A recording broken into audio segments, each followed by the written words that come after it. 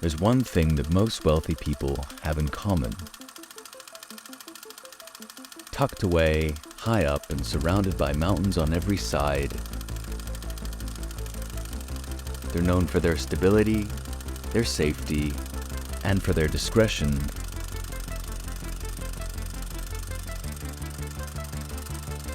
I'm talking about Swiss banks. Bartering material. The metals were gold, silver, copper, and iron. Gold was the most valuable because it was the purest metal when mined, and being rarer, concentrated greater value in small bulk. In countries such as Britain, where gold is very rare, bars of iron were the chief means of...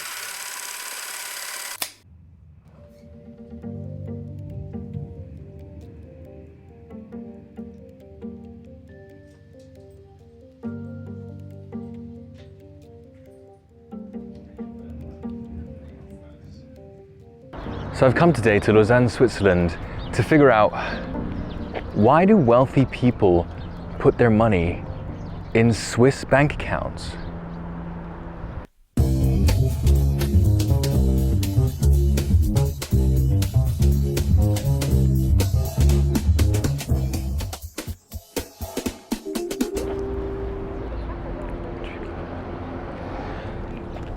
Okay. Have you heard of time and time again rich people describing themselves putting their money in Swiss bank accounts? From a financial standpoint, you are now in heaven. Well, is this actually true in real life? And if so, what's all the fuss about Swiss banks? Well, it is true that arguably Swiss banks are some of the best banks in the world, not only for the rich, but for everyone. So here's why Swiss bank accounts are so sought after, starting with extreme privacy. Now, Swiss banks have actually built up an indestructible reputation around their privacy. I mean, they will not reveal your identity to anyone except for illegal pursuits. Now, don't get too impressed. That's not because of their integral legal practices or from the goodness of their heart. After the Swiss banking law of 1934 was passed, it was made criminal for Swiss banks to even reveal the name of an account holder. So privacy alone won't attract all these wealthy people to invest their money in Swiss banks. So what is it? Is it the high interest rates, maybe? Well, no. Swiss banks, in fact, have one of the worst interest rates in the world, sometimes even negative interest rates, meaning you need to pay the bank to keep your money in the bank. Okay, so Swiss banks obviously don't have good interest rates, but what they do have is good return on investments. So wait, how can a Swiss bank have a good return on investment when their interest rates average 0%? Well, it all has to do with their shockingly low inflation rate. Over the past 20 years, Switzerland has actually experienced 5 years with negative inflation or deflation. This means that their currency has become more valuable after every year. Now, prolonged periods of deflation are terrible for a country as it indicates weak economic growth, but in the case of Switzerland, it's not too bad. In the 20-year period between 1999 and 2018, the average inflation rate in Switzerland was only 0.515%, compared to the global average inflation of about 3%. In the same period, the world actually had an average inflation of about 3.44%. But this does include the financial crisis, so we'll give them the benefit of the doubt and give them an inflation rate of 3%. This means that every year, the Swiss currency gains about 2.5% in value compared to the average currency. This makes sense because if you look at the USD to Swiss franc conversion rate, you'll see that in 2003, you could get 1.37 Swiss francs for $1 US. But fast forward to 2022, and now you can barely get a Swiss franc for using that same US dollar. This, by the way, is 5 Swiss francs, but you get the point.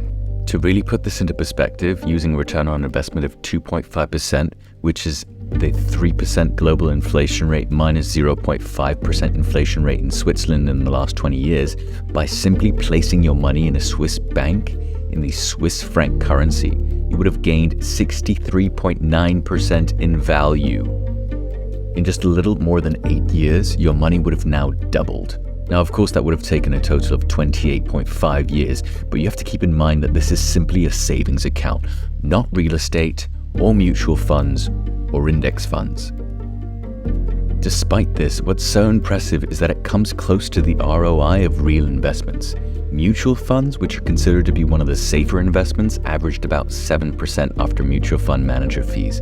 When taking out inflation, this comes down to 4%, which is actually quite comparable to a Swiss bank's return on investment of 2.5%. Of course, wealthy people didn't become wealthy by settling for 2.5% return on investment, and should at least look for 10% in real estate or high return mutual funds. However, this makes Swiss banks the perfect place to put money in between investments because of their unbeatable stability.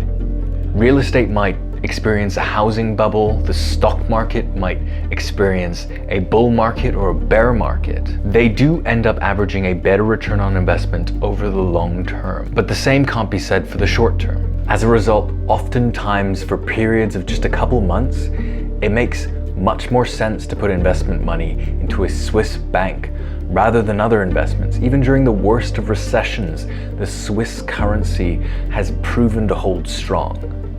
If you didn't look closely at the Switzerland inflation graph, you might not even have noticed a peak in the inflation rate during the 2008 global financial crisis. Switzerland only experienced an inflation rate of about 2.43% during the global financial crisis, which is still well under the global average inflation rate of about 3%. Meanwhile, the global inflation rate peaked at around 8.96% in 2008, meaning that on average, you would have had a 6.5% return on investment by simply keeping your money in a Swiss bank rather than an average bank during that year. And this was during a time that the S&P 500 lost over half its value in a single year and real estate prices plummeted.